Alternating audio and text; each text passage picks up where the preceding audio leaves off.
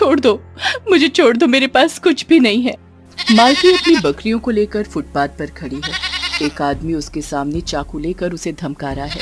ए लड़की, मुझे दे, तेरे पास जो कुछ भी है मुझे दे। मालती को कुछ समझ में नहीं आ रहा कि वो क्या करे। वो बहुत डर गई है।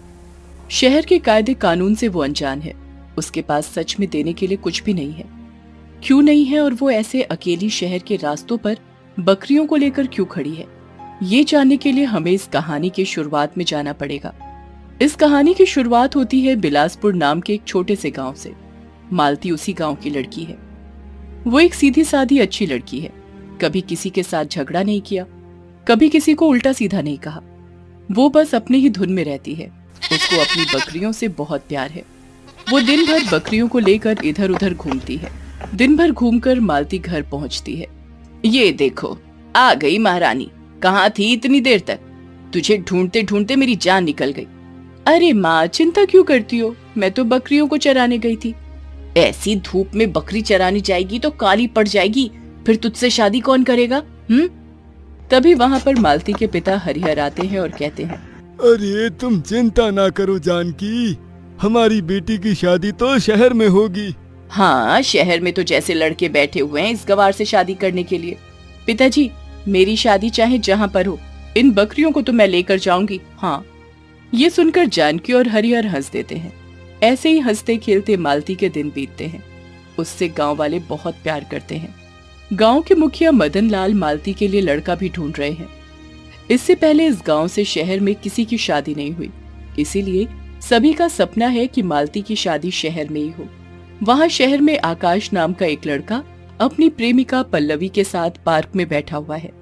पल्लवी बहुत गुस्सा है। वो बार बार कह रही है कि आकाश अगर खुद का बिजनेस शुरू नहीं करेगा तो वो आकाश से शादी नहीं कर पाएगी। मगर आकाश के पास अभी उतना पैसा नहीं है। आकाश घर लौटकर अपनी माँ कौशल्या को ये बात बताता है। मेरे पास एक आइडिया है बेटा, पैसों का जुगाड़ हो जाएगा। कौशल्या आकाश को कुछ समझाती है।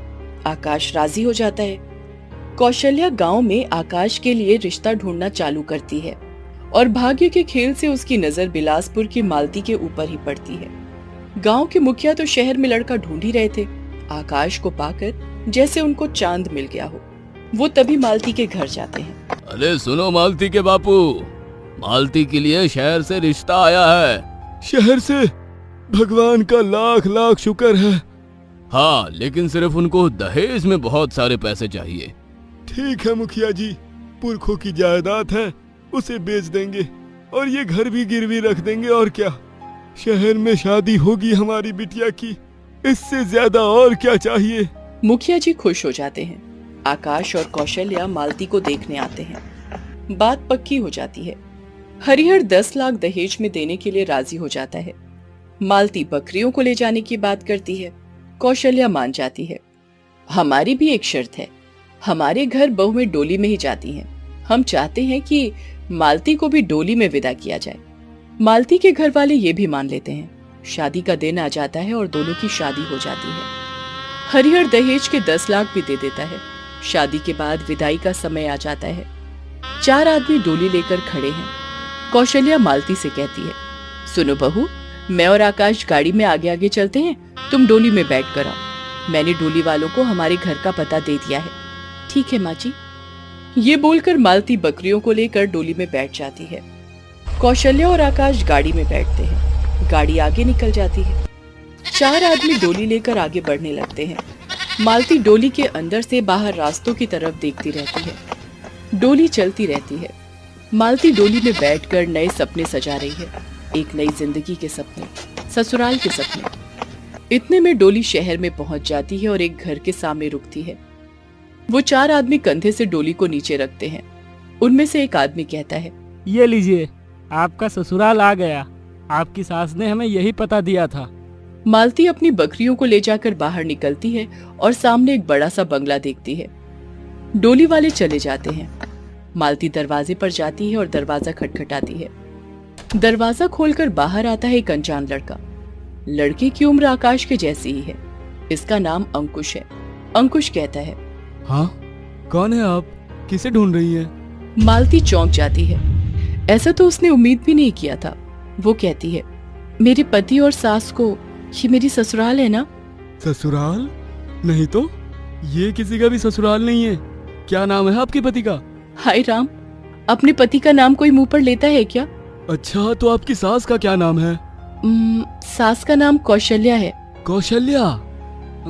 आपके पति का नाम आकाश है क्या? हाँ, वही है। वो तो मेरे दूर के रिश्तेदार हैं, मगर उन्होंने गलत पता क्यों दिया? गलत पता? गलती हो गई होगी। क्या आप मुझे वहाँ ले जा सकते हैं? अंकुश मालती को गाड़ी में बिठाता है। मालती अपनी बकरियों को भी गाड़ी के अंदर ले लेती है। अंकुश मालती को लेकर आकाश के घर पर पहुँचता है। कौशल्या दरवाजा खोलती है और मालती को देखकर चौंक जाती है। अरे ये क्या अंकुश, तुम इसे लेकर यहाँ क्यों आए हो? ये तो आपकी घर की बहू है ना? नहीं, ये कोई नहीं है। मालती अब रो पड़ती है। ये क्या बोल रही है माँ जी? आज ही तो आपके बेटे के साथ मेरी शादी हुई है। वो शादी एक झूठ है। तभी घर के अंदर से आकाश बाहर आता है और उसके साथ है पल्लवी। अच्छा, तो 10 लाख के लिए इस गवार को फंसाया है क्या? देखो देखो, बकरी लेकर आई है। ए मालती, चल निकल जा यहाँ से, समझी ना? नहीं तो तुझे और तेरी बकरियों को यहीं गाड़ देंगे। मालती रोती है, गिड़गिड़ाती है, मगर कोई लाभ नहीं होता। मालती को वो लोग बाहर निकाल देते हैं। अंकुश को बुरा लगता है। वो कहता है, मालती, तुम मेरे साथ मेरे घर पर रह सकती हो। नहीं नहीं, लोग क्या कहेंगे? मैं तो अपने गांव वालों को मुंह नहीं दिखा पाऊंगी। आप चले जाइए, मेरे नसीब में जो लिखा है वही होगा। मैं रास्ते पर ही रहूंगी। अंकुश मालती को समझाने की कोशिश करता है, लेकिन मालती नहीं मानती। अंकुश घर चला जाता है। रात होने को है। मालती अपनी बकरियों को लेकर रास्ते में बैठी रहती है और भगवान को याद करती है। हे भगवान, मेरे साथ ही ऐसा क्यों हुआ? मैंने क्या गलती की है? मैं तो गांव की एक भोली भाली लड़की हूँ। वहाँ मेरे बापू दहेज देने के चक्कर में कंगाल हो गए और यहाँ मुझे ससुराल भी नसीब नहीं हुआ। इतने में वहाँ एक आदमी आता है। अरे, इतनी रात को रास्ते में बकरी लेकर एक लड़की खड़ी है। लगता है आज मेरा शिकार मिल गया। वो आदमी अपनी जेब से एक चाकू निकालता है और मालती के पास जाता है। ए लड़की, तेरे पास जो कुछ भी है सब निकाल दे मुझे। अरे आप कौन? मेरे पास कुछ भी नहीं है। झूठ बोलती है, हाँ? शादी के जोड़े में खड़ी है, दे मुझे, नहीं तो आज ही तेरा आखिरी दिन होगा। छोड़ दो, मुझे छोड़ दो, मेरे पास कुछ भी नहीं है। मालती रो पड़ती है, मगर वो आदमी भी सुनने वालों में से नहीं है। मालती के गले में एक सोने का हार है। वो आदमी उस हार को छीन लेता है और दौड़कर भाग जाता है। मालती को कुछ समझ में नहीं आ रहा है कि वो क्या करे। वो इस शहर से अनजान है। वो बैठकर रोने लगती है। रोते रोते सुबह हो जाती है। मालती को बहुत जोर से भूख लगती है। कल से मैंने कुछ नहीं खाया है, बहुत भूख लगी है। मेरे पास पैसा भी नहीं है, क्या करूं? तभी एक बकरी उसके पास आकर चिल्लाती है। मालती को एक आइडिया आता है। वो बकरी का दूध निकालकर पीने लगती है। तभी रास्ते के लोग ये देखते हैं। अरे, बकरी का दूध मिल रहा है।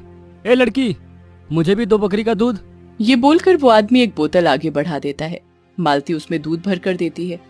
वो आदमी मालती को 100 रुपए देता है और चला जाता है। 100 रुपए? इतने से दूध के लिए 100 रुपए? तभी वहाँ भीड़ जमा हो जाती है और सभी बकरी का दूध मांगने लगते हैं। मालती सभी को बकरी का दूध बेचती है और पैसे कमाती है। तभी वहाँ पर अंकुश आ जाता है। अरे वाह मालती, तुमने तो आते ही बिजनेस शुरू कर दिया। हाँ, ये देखिए, सुबह सुबह 1000 रुपए की कमाई हो गई है। अच्छा है, शहर में बकरी का दूध नहीं मिलता है ना। एक काम करता हूँ, तुम्हारे लिए एक दुकान बना देता हूँ। वहाँ बैठकर आराम से दूध बेचना और रात को वहीं पर सो जाना। आपका बहुत बहुत धन्यवाद। अंकुश मालती के लिए एक दुकान बना देता है। मालती वहीं बैठकर दूध बेचती है और वहीं पर रहने लगती है। ऐसे ही कुछ दिन बीतते हैं। मालती के पास धीरे धीरे बहुत पैसे जमा हो जाते हैं। उधर आकाश पल्लवी से शादी करता है, मगर पल्लवी अच्छी लड़की नहीं है। वो आकाश और कौशल्या को ब्लैकमेल करती है। ए आकाश, तुम क्या सोच रहे थे? मैं तुमसे प्यार करती हूँ। ये जायदाद मेरे नाम कर दो, वरना मेरे पापा पुलिस में हैं। उन्हें बोलकर जेल के चक्कर लगवाऊंगी। आकाश और कौशल्या डर जाते हैं और जायदाद पल्लवी के नाम कर देते हैं। पल्लवी दोनों को बाहर निकाल देती है। उन दोनों के पास अभी कुछ भी नहीं है। वो दोनों भिखारियों की तरह भटकते रहते हैं। उन्हें भूख लगती है। 2 दिन ऐसे गुजारने के बाद उन्हें मालती की दुकान दिखाई देती है। अरे वो देख, वो गांव की लड़की मालती दूध बेच रही है। लगता है उसके पास बहुत सारे पैसे हैं। चलो माँ, उससे सारा पैसा छीन लेते हैं। गांव की है, क्या ही कर लेगी। वो दोनों मालती के पास जाते हैं। ए मालती, तूने तो बड़ा बिजनेस खड़ा कर दिया है। दे, मुझे पैसे दे दे, मैं तेरा पति हूँ ना। नहीं, आपने मुझे पत्नी के रूप में कभी स्वीकार ही नहीं किया, तो अब क्यों आए हैं? मैं पैसे नहीं दूंगी। नहीं देगी तो ये ले। कौशल्या मालती को मारने के लिए हाथ उठाती है, तभी अंकुश आ जाता है और कौशल्या का हाथ पकड़ लेता है। नहीं, आप ये नहीं कर सकती हैं। मालती गांव की है तो क्या वो खिलौना है? जब चाहा उसे इस्तेमाल किया और मन भर गया तो फेंक दिया। आप लोग जेल में जाएंगे। आकाश और कौशल्या गिड़गिड़ाने लगते हैं। अंकुश पुलिस को बुलाता है और दोनों को जेल भेज देता है। मालती को इंसाफ मिलता है। अच्छा हुआ, बहुत अच्छा हुआ। हाँ, वो तो हुआ, लेकिन मालती, तुम अकेली रहोगी तो तुम्हारे ऊपर ना जाने कौन सी मुसीबत आ जाएगी। मुझे तुमसे प्यार हो गया है मालती, मुझसे शादी करोगी? मालती को विश्वास ही नहीं हो रहा था उससे कोई प्यार कर सकता है। वो रो पड़ी और बोली, हाँ करूंगी, आपसे ही शादी करूंगी। अंकुश और मालती की शादी हो जाती है। मालती को घर मिल जाता है। मालती का बिजनेस और बड़ा होता है और दोनों मिलकर खुशी खुशी जीवन बिताने लगते हैं। रोशनी अपने कमरे में बैठकर रो रही है। उसके सामने उसकी माँ और भाभी खड़ी हैं। रोशनी रोते हुए बार बार एक ही चीज कह रही है, मैं ससुराल नहीं जाऊंगी माँ, मैं और कभी ससुराल नहीं जाऊंगी।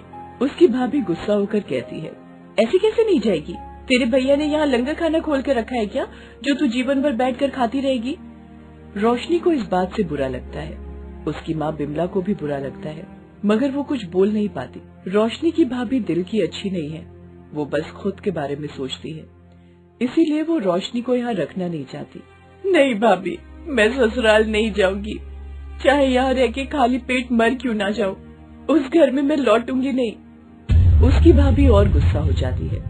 भाभी तो उसे यहाँ रहने नहीं देगी, मगर रोशनी ससुराल क्यों नहीं जाना चाहती?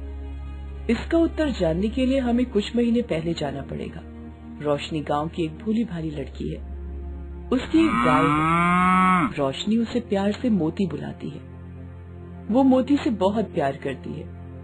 मोती भी उससे बहुत प्यार करती है। रोशनी सुबह उठकर मोती को चराने के लिए ले जाती है और उसके साथ ही पूरा दिन बिता देती है।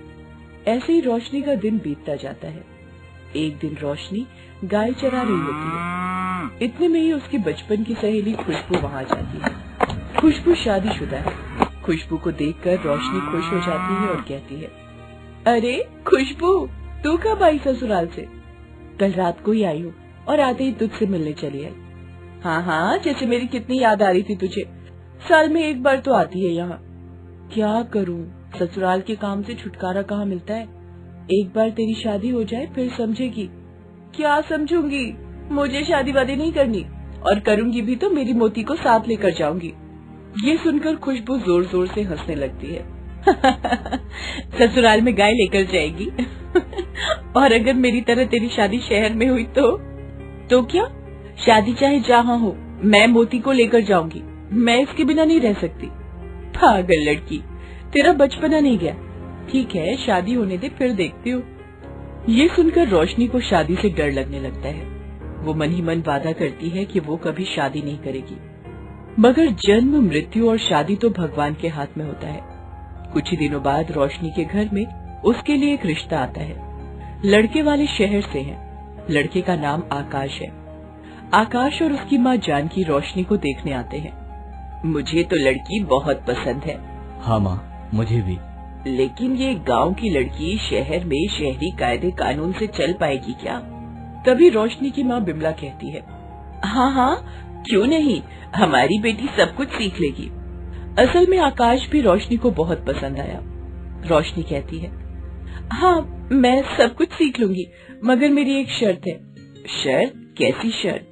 मैं मोती को लेकर जाऊंगी, उसके बिना मैं नहीं रह पाऊंगी। ये मोती कौन है? मोती मेरी गाय है, मैं उससे बहुत प्यार करती हूँ। ये सुनकर जानकी घबरा जाती है। शहर में गाय लेकर कौन जाता है? मगर आकाश ने अपनी माँ को मना लिया क्योंकि वो रोशनी से प्यार कर बैठा। जानकी अपने बेटे को मना नहीं कर पाती है। दोनों परिवारों की सहमति से आकाश और रोशनी की शादी हो जाती है। रोशनी मोती को लेकर ससुराल जाती है। माँ जी, मोती को कहाँ रखूं? अरे मेरे सिर पर रख दे। जिद देखो लड़की की, इस गाय को साथ लेकर ही आई। माँ, क्यों गुस्सा कर रही हो? रोशनी, तुम इस गाय को घर के बाहर लॉन में बांध दो, वहाँ वो घास खाती रहेगी। आकाश के कहने के मुताबिक रोशनी मोती को बाहर लॉन में बांध देती है और फिर घर के अंदर चली जाती है। बाहर रास्ते से लोग जाते हुए मोती को देखते हैं और जोर जोर से हंसने लगते हैं। अरे ये देखो, इस घर के बाहर एक गाय खड़ी है। व्हाट नॉनसेंस, पता नहीं कहाँ कहाँ से चले आते हैं। गांव के गंवार लोग आजकल शहर में आके रहने लगे हैं। बिल्कुल ठीक कहा तुमने, ये शहर तो धीरे धीरे बस्ती में बदल जा रहा है। जानकी को ये सब बातें सुनाई पड़ती हैं। उसका दिमाग गर्म होने लगता है। अगले दिन सुबह रोशनी नींद से उठती है और बाहर जाकर मोती को रोटी खिलाती है। उसके बाद वो मोती के गले का बंधन खोल देती है। इतने में जानकी वहाँ पर चली आती है। अरे अरे अरे, ये क्या कर रही हो? मोती को चराने ले जा रही हो माँ जी। इसको रोज सुबह चराने के लिए लेकर जाना पड़ता है। पागल हो गई हो क्या? तुम्हारा दिमाग ठिकाने पर है या नहीं? ये गांव थोड़ी है कि इस गाय को कहीं भी चराने ले जाओगी। चुपचाप इसे बांधकर घर के अंदर चली आओ। रोशनी वही करती है। शाम को जानकी के रिश्तेदार लोग घर आते हैं। क्या जानकी, इतनी सुंदर बहू लाई है घर में, कहाँ से मिली तुझे? पंडित जी रिश्ता लेकर आए थे। अच्छा रिश्ता मिला तुझे? बहू के साथ एक गाय फ्री, जितना मर्जी फ्री का दूध पियो। जानकी के रिश्तेदार टॉन्ट मारने लगते हैं। जानकी को सब कुछ समझ आता है। अरे नहीं नहीं, ऐसी बात नहीं है। असल में बहू को इस गाय से बहुत प्यार है ना, इसीलिए। बहू बहू कहाँ गई? बहू। जानकी की पुकार सुनकर रोशनी वहाँ आती है। हाँ माँ जी, मुझे बुला रही थी। हाँ, चिल्ला चिल्ला के मेरा गला सूख गया। कहाँ थी तुम? मोती के पास थी माँ जी, उसे अंधेरे से डर लगता है। ये सुनकर जानकी के रिश्तेदार मुंह छिपाकर हंसने लगे। जानकी ने ये देख लिया, वो गुस्सा हो गई। क्या हमेशा मोती मोती लगा कर रखा है? जब देखो उस गाय के पास जाकर बैठी रहती है। जानकी कहाँ से उठाकर लाई इस गांव की गवार को? जानकी का गुस्सा चरम सीमा पर पहुंच जाता है। वो एक डंडा लेती है और बाहर की तरफ जाती है। आज तो मैं इस गाय की छुट्टी कर दूंगी, आज कोई नहीं रोक सकता मुझे। ये बोलकर जानकी मोती को मारने के लिए डंडा उठाती है। तभी रोशनी मोती के सामने आ जाती है। जानकी डंडा घुमा देती है और वो डंडा रोशनी के सर पर लगता है। उसके सिर से खून निकलने लगता है। आह! बाप रे बाप! गाय से इतना प्यार कि खुद डंडे के सामने आ गई। रोशनी जानकी से कहती है, माँ जी क्यों मार रही हैं आप मेरी मोती को? वो अबला है, कुछ समझती नहीं है। आखिर उसने आपका क्या बिगाड़ा है? क्या बिगाड़ा है? मेरा मान सम्मान सब कुछ मिट्टी में मिला रही है ये गाय। ये बोलकर जानकी गुस्से से घर के अंदर चली जाती है। अगले दिन से रोशनी को सबक सिखाने के लिए जानकी उस पर अत्याचार शुरू करती है। दोपहर को रोशनी जब रसोई में खाना खाने जाती है तब जानकी आकर सारा खाना फेंक देती है। अरे माँ जी, ये क्या किया आपने? मुझे भूख लगी है, अब मैं क्या खाऊंगी?